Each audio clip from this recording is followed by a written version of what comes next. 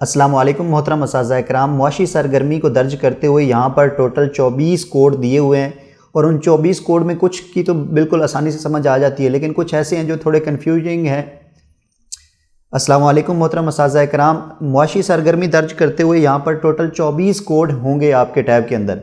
उन 24 के अंदर बाकी सब की तो ज़्यादा अच्छी तरह से समझ आ जाती है, लेकिन कुछ ऐसी चीज़ें हैं जिनकी थोड़ी सी समझ नहीं आती, उनमें थोड़ी सी कन्फ्यूजन है। तो हम उन 24 पूरे जितने भी कोड हैं उन सब को डिस्कस कर लेते हैं ताकि आपको पता हो कि आपने किस कैटेगरी के अंदर कौन सी चीज़ डालनी है। तो हम यहाँ से शुरू करते हैं सबसे आखिर से। यहाँ पर ये जो जितनी भी 24 कैटेगरीज़ हैं इनमें से अगर कोई भी वहाँ पे नहीं मौजूद तो उसको हम दीगर में डाल देंगे। ऐसी हमारा जो मंदरजा बाला इक़साम में शुमार नहीं हो सकती उसको हम इसके अंदर डाल देंगे। अब औताक, हुजरा और डेरा ये एक ही ऑप्शन यहाँ पर दिया हुआ है, यानी कि कोई ऐसी इमारत जो है वो रिहायशी इमारत जो है वो तस्वर किया जाएगा। अगर वो घर से अलग तामीर शुदा है तो उस इमारत को हम सिलसिलावार नंबर जो है वो देंगे। बाड़ा एक ऐसी जगह होती है जहाँ पर आप जानवरों और मवेशियों को रखने के लिए इस्तेमाल होती है, उसको हम बाड़ा कहते हैं। थाना पुलिस चौकी जो है ये अमन आमा और हिफाजत को बरकरार रखने, कानून को नाफिज करने और मुजरमाना सरगर्मियों की रोकथाम, पता लगाने और तफ्तीश करने के लिए ज़िम्मेदार होता है। थाना में काम करने वाला अमला सरकारी मुलाजिम होता है। तो ये कोड इसके अंदर थाना पुलिस चौकी का यहाँ पर अलग से ऑप्शन मौजूद है।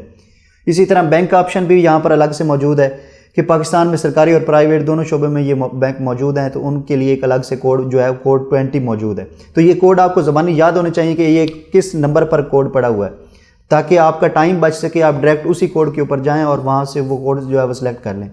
उसके बाद ये आप जो है नोटबुक के ऊपर एक अलग से लिख भी सकते हैं, आपको ज़बानी याद हो कि ये फ़लाँ नंबर पर पड़ा हुआ है। यानी जैसे ही लिस्ट में आप निकालेंगे आप वही नंबर पे चले जाएंगे और डायरेक्ट वही जो है वो सिलेक्ट कर लेंगे। उसके बाद कोड 19 में डाक खाना आएगा। ये अवाम को खिदमात फराहम करते हैं और इनकी पहचान नहायत आसानी से हो जाती है। आजकल पाकिस्तान में सरकारी और प्राइवेट दोनों शोबों में ये मौजूद हैं। उसके बाद सरकारी दफ्तर कौन सा होता है? किसी भी किस्म का सरकारी दफ्तर जो किसी भी मिनिस्ट्री, सरकारी महकमा वगैरह से ताल्लुक़ रखता हो, मसलन कोर्ट्स, DC और AC ऑफिस, CBR ऑफिस और बोर्ड ऑफिस वगैरह। नीम सरकारी ऑफिस ऐसा इदारा होता है जो सरकारी नहीं होता लेकिन सरकार के ज़ेर इंतज़ाम जो है वो कायम होता है। कारखाना जो है ये फैक्ट्री एक ऐसी सनत इमारत होती है जहाँ कारकुन, मजदूर, कारीगर खाम माल से मुख्तलिफ चीज़ों की तैयारी करते हैं, या वहाँ पर किसी चीज़ को तैयार करने के लिए दरकार औजार या मशीनरी तैयार की जाती है, तो उसको हम कारखाना सेलेक्ट करेंगे। उसके बाद यहाँ पर जो दुकान पैदावार है, इसके अंदर ये ज़रूरी है कि आपको ये पता हो कि दुकान पैदावार क्या होती है। यानी कि मसलन बेकरी है, फर्नीचर बनाने वाली दुकान है, लोहे की जालियाँ हैं, गेट है, खिड़कियाँ बनाने वाली दुकान है। यहाँ इस बात का ख्याल रखा जाएगा कि दुकान पैदावार और स्मॉल यूनिट कारखाने में एक बुनियादी फ़र्क होता है। स्मॉल यूनिट में एक मखसूस अशिया एक ख़ास मिकदार में तैयार की जाती हैं और इन अशिया को दुकानों या बड़े डीलर्स को के ज़रिए मार्केट में फ़रोख्त किया जाता है। शुमार कुनिंदा को चाहिए कि पैदावार वाली दुकान के अंदर से पहले इस बात की अच्छी तरह तहकीक करें। तो ये नीचे मिसाल दी हुई है, ये यहाँ से मैं पढ़ता नहीं हूँ, खुद आप पढ़ लें। फर्नीचर की जो दुकान है, केस स्टडी, ये भी आप पढ़ सकते हैं यहाँ पर। उसके बाद आगे जो है वो दुकान खिदमात हैं। अब दुकान खिदमात में क्या चीज़ आएगी? इसमें आएगा नाई की दुकान आएगी, ब्यूटी पार्लर आएगा, अशिया की मरम्मत की दुकान आएगी, इलेक्ट्रीशियन की दुकान होगी, मैकेनिक वगैरह, डॉक्टर का क्लिनिक। ये दीगर अल्फाज में हम कह सकते हैं कि हर वो दुकान जहाँ ग्राहकों का कोई अशिया नहीं मुहैया की जाती, यहाँ जहाँ पर कोई भी चीज़ आप फ़रोख्त नहीं करते बल्कि कोई खिदमत पेश करते हैं, कोई काम करके उनको देते हैं, तो उसको हम खिदमात में जो है वो लेकर आएंगे। दुकान होलसेल के अंदर हम जहाँ पर इकट्ठा सामान बेचा जाता है, सैकड़ों बंडल वगैरह इकट्ठे बेचे जाते हैं। आमतौर पर ऐसी दुकानों से रिटेलर अपनी दुकानों के लिए सामान की खरीदारी करते हैं और आमतौर पर इनफरादी ग्राहकों को 1-2 की मिकदार में अशिया फ़रोख्त नहीं की जाती। ये होती है होलसेल। ये आपको नाम से ही पता चल रहा है इसका कि जो बड़ी दुकान होती है जहाँ पर सिर्फ दुकानदार ख़रीदारी करते हैं, तो ऐसी दुकान पर दुकान के नाम के साथ होलसेल लिखा होता है। मज़ीद दुकान को बाहर से देखने से भी ऐसी दुकान का आसानी पता चल जाता है। उसके बाद जो रिटेल दुकान है, परचून फरोश, इसमें क्या क्या चीज़ें आएंगी? इसमें आएगा किराना फरोश आएगा, सब्ज़ी और फल फरोश आएगा, मशरूबात आएगा, क्रॉकरी का सामान आएगा, बरकी आलात, इलेक्ट्रॉनिक्स, कपड़े की दुकान, दीगर आम इस्तेमाल की घरेलू अशिया की दुकानें।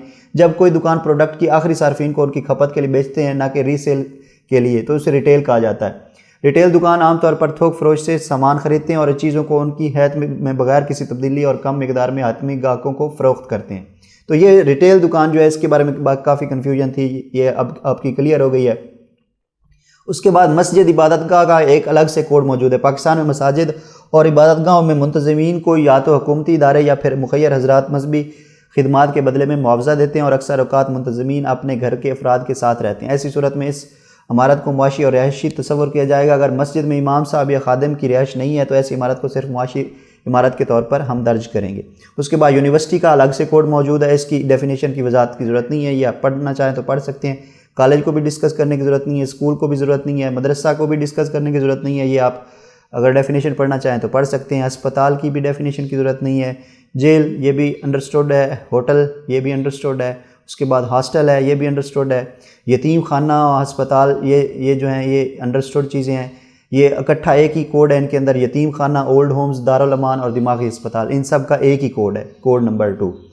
और ये यहाँ पर कुछ इन्फॉर्मेशन है, ये आप सारी पढ़ लें तो बेहतर होगा। और कोड 1 में रिहायशी यूनिट है, घर रिहायशी यूनिट। अब ये सारी वीडियो बनाने का मकसद ये है कि आपको ये कोड ज़बानी याद हों कि कौन से कोड के अंदर कौन सी चीज़ आनी है और किस कैटेगरी में कौन सी चीज़ हमने डालनी है। अगर ये याद होगे तो आपका बहुत ज़्यादा वक्त जो है वो बच सकता है। मज़ीद इस तरह की वीडियोज़ के लिए आप हमारे चैनल को सब्सक्राइब कर सकते हैं। बहुत शुक्रिया, अल्लाह हाफ़िज़।